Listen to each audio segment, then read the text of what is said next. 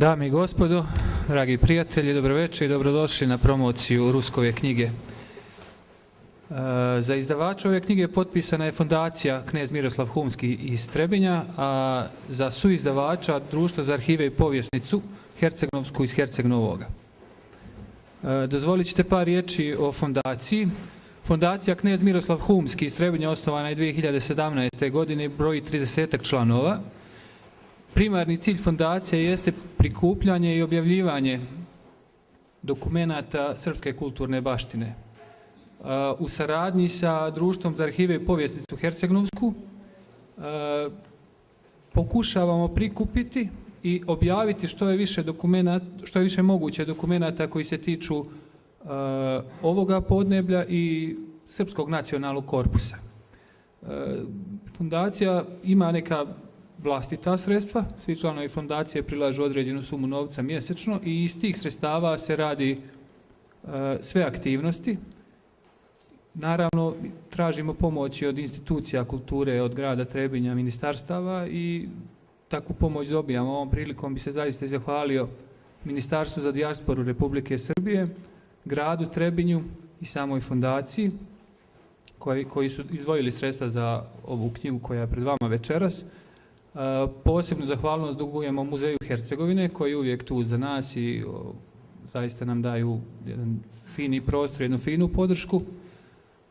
Niz osoba koji nisu direktno u fondaciji, ali su zaista pomogle, prije svega profesoricu Vanju Sušić koja je radila lekturu savremenog srpskog prepisa dokumenata koje su pred vama.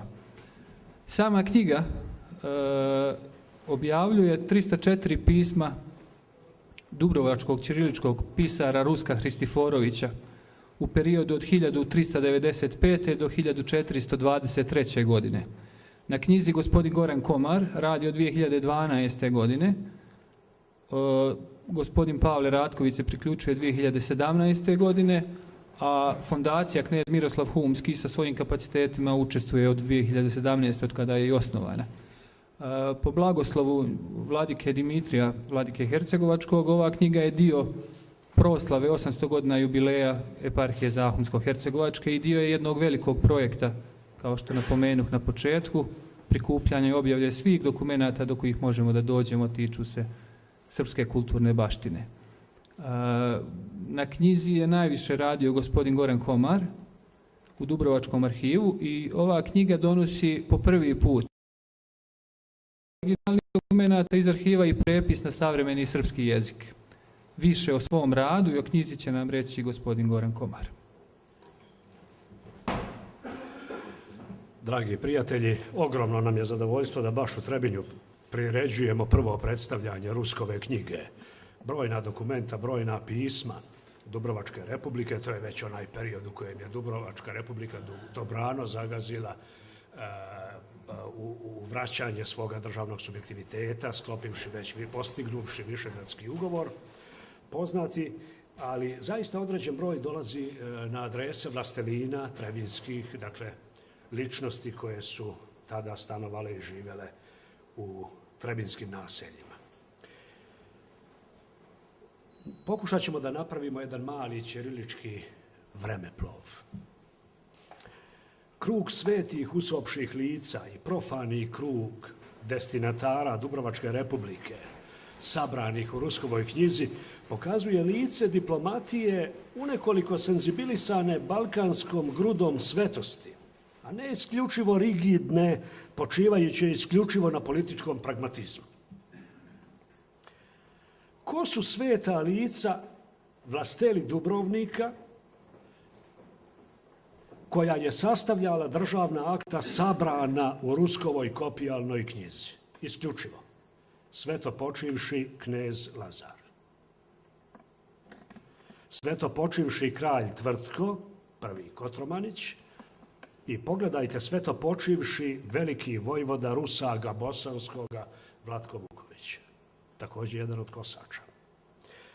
Trojica, dakle, u krugu događaja koji je još tako blizak da izvjesne bosanske porodice mole Republiku da vidi, da se raspita o usužnjenim od strane Bajazita odvedenim u Carigrad. odvedenim sa Kosova polja. Trojica označenih svetopočivšim koji su izgubili svoje države kao jedan ustavljajući more osmansko da ne preplavi Evropu. Ruskova knjiga je jedinstven spomenik velikog korpusa ćiriličke građe Dubrovačkog arhiva. Ona je jedinstvena po očuvanosti. Skoro sva pisma koja je Republika uputila državnicima i poslovnim ličnostima na Balkanu su s vremenom izgubljena. Ipak, sačuvani su prepisi originala koje su kancelari registrovali u posebnim knjigama. Jedna od njih je Ruskova. Vjeruje se da su sačuvane sve kopije ćiriličkih akata koje je Republika slala od 1395. do 1423. godine. To su njeni hronološki okviri. Ovo je prilika da se sjetimo velikog dubrovačkog kneza Meda Markova Pucića Škatića, autora himne Saluto della Serbia, koji je 1858. objavio ova pisma. Tada su, dakle, prvi put objavljena. On je svoju zbirku naslovio Spomenici srpski od 1395. do 1423. To jest pisma pisana od Republike Dubrovačke kraljevima, despotima, vojvodama i knezovima srpskijem, bosanskijem i primorskijem. Danas ne možemo da se ne sjetimo mitropolita Đorđa Nikolajevića i njegovog nesagledivog doprinosa nauci.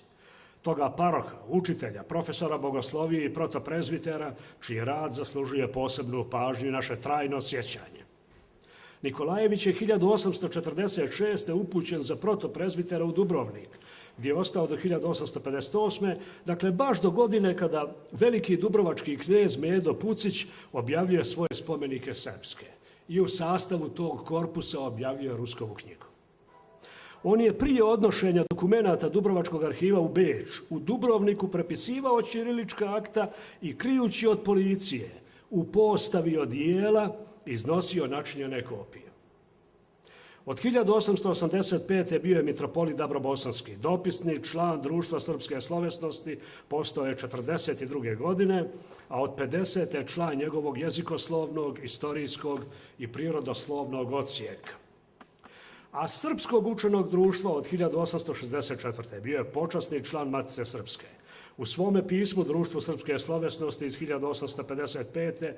rekao je: svakom Srbinu srce zaigrati mora kad vidi kako se vi ohotno trudite da srpsku istoriju na svet izdate. No da bi ona tačnija i savršenija bila, morali bi svi srpski naučeni književnici koji se čitanjem knjige bave svog srpskog istoriopisca u njegovom poslu potpomoći.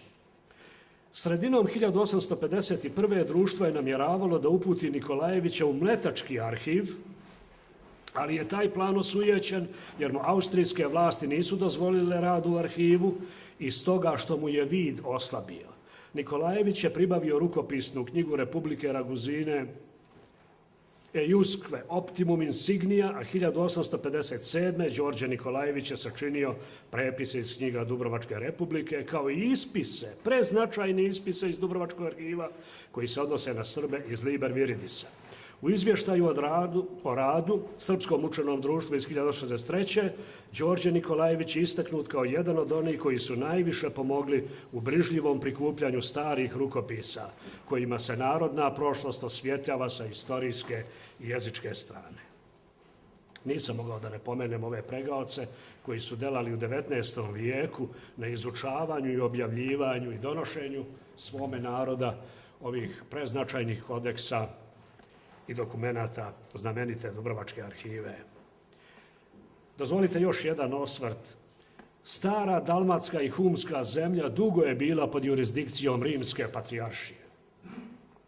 Ali ona je u davnini pripadala pentarhiji kojoj pripadaju i Carigrad, i Rim, i Aleksandrija, i Antiohija, i Jerusalim. 5 patrijaraha, svaki sa ograničenim dosegom i pomjesnom odgovornošću. Pentarhija je bila isključivo poredak crkvenog prava, u čijem krugu svaki patrijarh u jedinstvu sa drugima ima nezavisnost. Na 5. saboru 691. godine 36. kanonom je potvrđeno da carigradski presto uživa povlastice kao i rimski. Međutim, univerzalna eklesiologija rimocentričnog tipa sa strukturom koja podrazumijeva vrhovnu vlast episkopa Rima po svojoj prirodi i logici favorizuje i isključivost jezičkog instrumenta i njegovog pisanog izraza.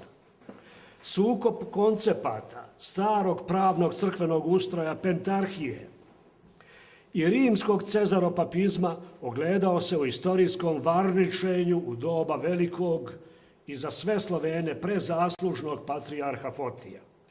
Plemenitost, ljudskost, hrišćanskost namjere ogledane u radu svete braće Kirila i Metodija, kojom bi da riječ Gospodnju donesu svim narodima, potjerala je taj real istorijski, real politički plan rimskog središta.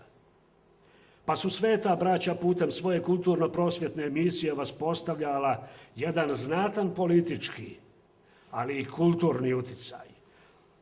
Pravoslavna crkva je dakle istakla načelo potpunosti svake pomjesne crkve, a u organskoj skopčanosti s tim stoji temeljni instrument razglašavanja i rasprostiranja.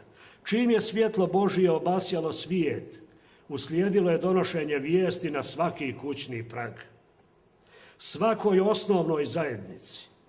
Tim su putem hodili slovenski prosvetitelji koji su nam donijeli ćiriličko pismo. Svakoj, dakle, osnovnoj zajednici. Malo se danas nauka obazire na žitije svetog Ćirila i još manje na tekst proglasija svim Slovenima. Svetac prekorijeva, jer kaže tuđim jezikom slušate slovo kao zvono, potreban je razgovor, a ne samo govor pisma. Svi narodi su narodi slova Božijeg i slovo se mora ovaplotiti i kroz slovensko pismo, slovenska slova i slovenski bukvar. Bog slovom stvori svu tvar, ali još je nešto velika zasluga Slovena, omogućavanje drugima, otvaranje prostora drugima, da putem svojih jezika slušaju pismo. Humska zemlja je mjesto sastava državnika koji su se još i prije kosovske propasti mnogo više približavali nego udaljavali. Ja ovaj osvrt pravim i iz razloga što je veliki dio pisama Dubrovačke republike upućen oblastnim gospodarima, upravo onima koji su upravljali Trebinskom oblašću i Podrinjem, dakle istočnom Bosnom.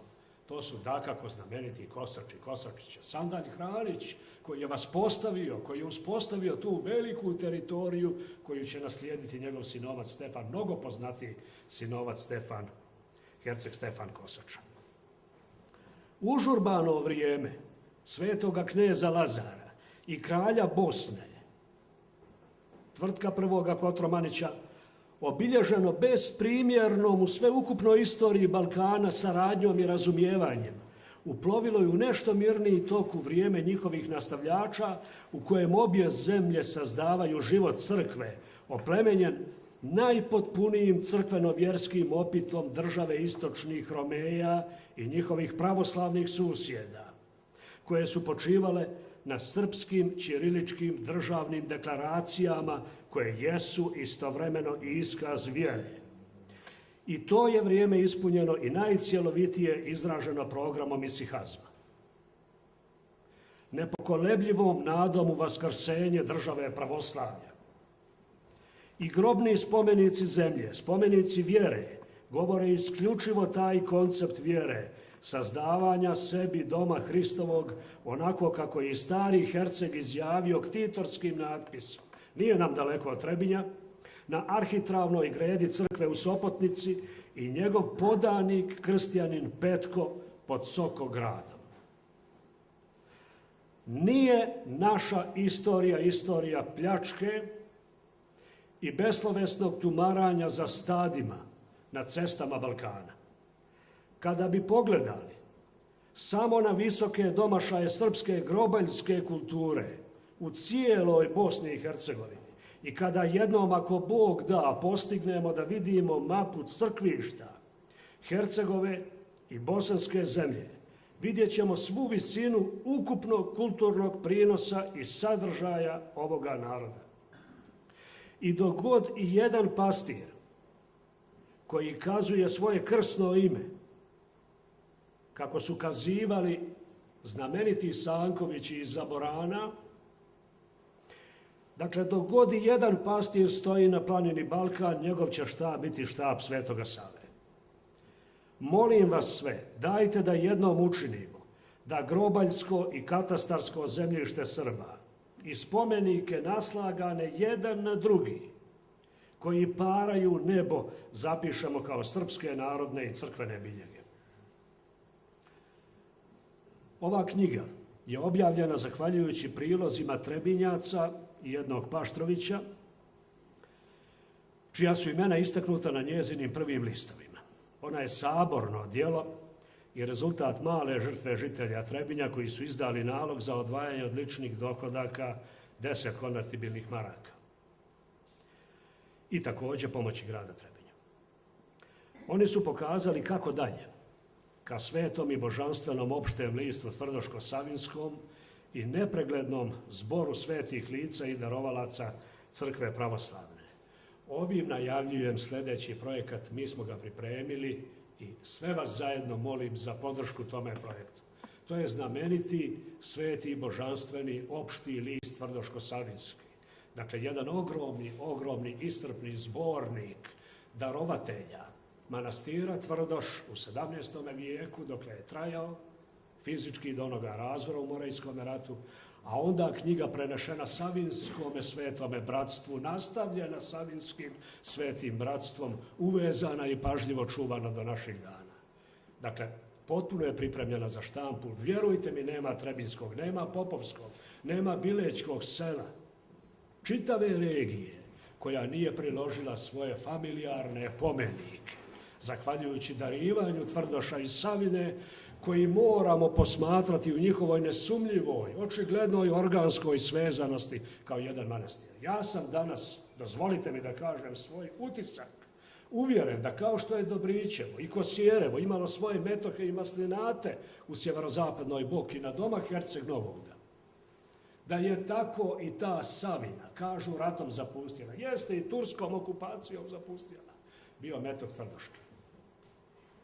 Nemate izuzev jednoga natpisa na jednoj petohljebnici koji je izradio Neško Prelileković iz Požarevca.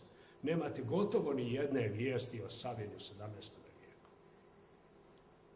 To su zaista interesantne činjenice i moramo posvetiti punu pažnju i dužnu pažnju tim činjenicama. Na kraju dozvolite da kažem, ova knjiga ne bi bila završena bez gospodina Pavla Ratkovića, koji je uložio ogromni rad u njenoj pripremi i priređivanju. Evo, kazala je Peđa od 2017. godine. I istovremeno veliki rad na utemeljivanju i ustroju zadužbine knez Miroslav Humski, kako je ona ustrojena kao zadužbina. A kako bi drugačije jedan od vaspitanika našega vladika Atanasija, kojima se svi pribrajamo. Dozvolite na samom završetku, kada kazujemo o toj završnici 14. i prvoj četvrtini 15. vijeka, samo nekoliko citata. Ja, sluga Hristu Bogu Stefan, podigo hram svetog velikomučenika Hristova Georgija. Ovo je Sopotnica, kada ulazite u Novo Goražde. Molim se njemu da pomoli se o meni, griješnom vladici mojem Hristu. Na 3 mjesta, 3 puta, na ovoj gredi, nad vratima crkve svetoga velikomučenika Georgija u Sopotnici, herceg Stefan, kojemu se pripisuje nekakva jeretička orijentacija ili pružanje protektivni okvir nekakvoj jeretičkoj crkvenoj organizaciji u Hercegovini i Bosni njegovog vremena, na ovaj način ispisuje svoj ktitorski natpis na toj crkvi. Dalje, dove staum sancto fa grandi miracoli, kazuje herceg Stefan. Šta to znači? Gdje je jedan sveti koji čini velika čuda. misli na Mileševu koja se nalazi u teritorijalnom opsegu njegove zemlje. To je pismo Alfonsu V. kojim traži potvrdu svojih posjeda 19. februara 1444. godine i dobija ih. I na kraju, zahvaljujući besprekornom prevodu na savremeni srpski jezik našega vladike Atanasija, o episkopu iz Bosne, citiram, on je pravoslavni jer je Srbin. I kao što su učinili neki učitelji latini kad su otišli u drugi kraj Bosne i tamo su učinili mnoge kudugere da se potčine rimskoj crkvi, tako i on, dakle taj srpski episkop, pokazao ljubav za svoga gospodara Hercega u drugom kraju Bosne, misli se istočne Bosne, i koliko drugih može tamo učini pravoslavnim hrišćanima u crkvi našoj. Ovo su riječi iz pisma Genadija Scholariosa, učenoga carigradskog patrijarha, svetome bratstvu manastira Svete Katarine na Sinajskom gorju u Južnom Egiptu. Dakle, upućuje ih kako da pominju Hercega u službi, oni koji su već od Hercega bili darivani. Hercegovi darovi stižu na jug Egipta u stari manastir Svete Katarine na Sinajskoj gori. Ne može dakle biti govora o nekoj jeretičkoj orijentaciji i moramo razdvajati natrune jeretičke koje možemo da tražimo u srednjovjekovnoj Bosni. Ne negiramo to. I danas postoje jeresi zastranjenja, pa su i tada i vjerovatno u znatnijem broju, ali moramo razdvajati od srednjovjekovne crkve bosanske, koja podiže onolike ugarske ekspedicije niz bosanske rijeke da slamaju u Bosnu. Hvala vam veliko na pažnji.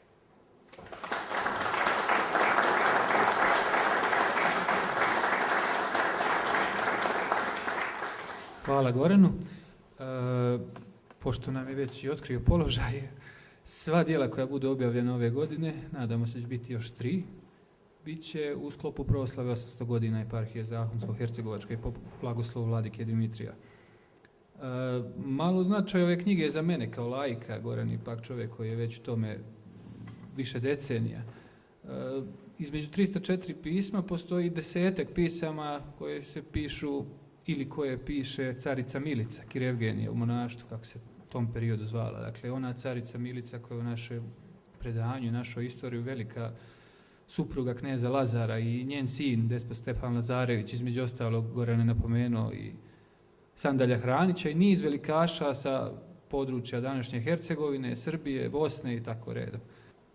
Ovdje sada teku snimci, dakle, iz Dubrovačkog arhiva, to su dokumente u Ruskovoj knjizi, ali smo pripremili i nekoliko dokumenata da vidite iz Nikšinog kodeksa, iz druge jedne velike kopijalne knjige, srpskog ćiriličkog pisara Nikše Zvijezdića, koje ćete vidjeti u kolikoj mjeri su razdrti i oštećeni. Dakle, danas u arhivskoj ustanovi koja zaista pruža dokaza da brine o ovoj staroj građi. Ja sam imao veliku sreću da posljednjih godina, tamo od 9. godine, dobijam na uvid arhivska dokumenta 13., 14., 15. vijeka koja se upravo vraćala sa konzervisanja u Zagrebu i Splitu.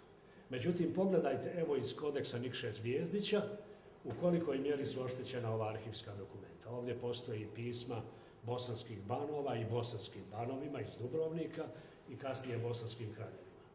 Vidjet ćete ove titulature, pogledajte dolje car Serbljem, vidjeli ste sada u donjem lijevom uglu. Dakle, sve te titule bosanskih kraljeva, kralj Srbljem, dakle Srbima, Bosni, Pomorju, zapadnim stranama i tako dalje. Dakle, jedino etničko određenje je ovo najprimarnije, ovo prvo u redoslijedu koje je istaknuto u ovim titulaturama. Zaista to bosansko klub koje je definitivno iz jednog amorfnog stanja koje je prethodilo, da kažem, jagrafskog, oposebljeno srpskim imenom van svake sumnje. I mi smo ovdje malo se drznuli, pa smo, kad smo priredili ovaj kodeks i pustili ga u štampu, malkice boldovali te etnonime. Vidjet ćete kakva je to upadljiva dominacija srpskog imena u ovim državnim hartijama Dubrovačke republike. Još ću vam nešto kazati, to smo dosta eksploatisali posljednjih mjeseci, ja bih kazao i posljednje 2-3 godine i u prostoru Crne Gore. Tamo postoje srpski portali koji su puno posjećeni i puno gledani. Na primjer, U Ruskovom kodeksu se nalaze zvanična akta Dubrovačke republike koja su upućena na razne strane, različitim ličnostima. Dva od njih su nastala 1399. godine. Kazali smo, to je još period u kojem neke familije iz Bosne tragaju za svojima o kojima su čuli da su preživjeli boj na Kosovu polju i oni pitaju Dubrovačku republiku da se raspita o stanju te njihove djece. A Dubrovnik odgovara da hoće kada veliki gospodar krene nizbrdo, dakle ka Levantu, ka Otrantu, ukoliko budu u prilici, misli se na sultana, kandidovat će to pitanje. Dakle, izuzetno su interesantna, da kažem, i živa ova arhivska dokumenta. Ali vidite, u dva od njih se jasno kazuje kako se određeni događaji odigravaju u Morači i Zeti među Srbima. Iz tog razloga smo odabirali ovakva arhivska dokumenta za pokazivanje u crnogorskom kulturnom prostoru danas, gdje znate što se događa i kuda idemo. Tu su odvojili vrijeme da budete sa nama večeras na ovoj promociji i vidimo se uskoro, nadam se, opet.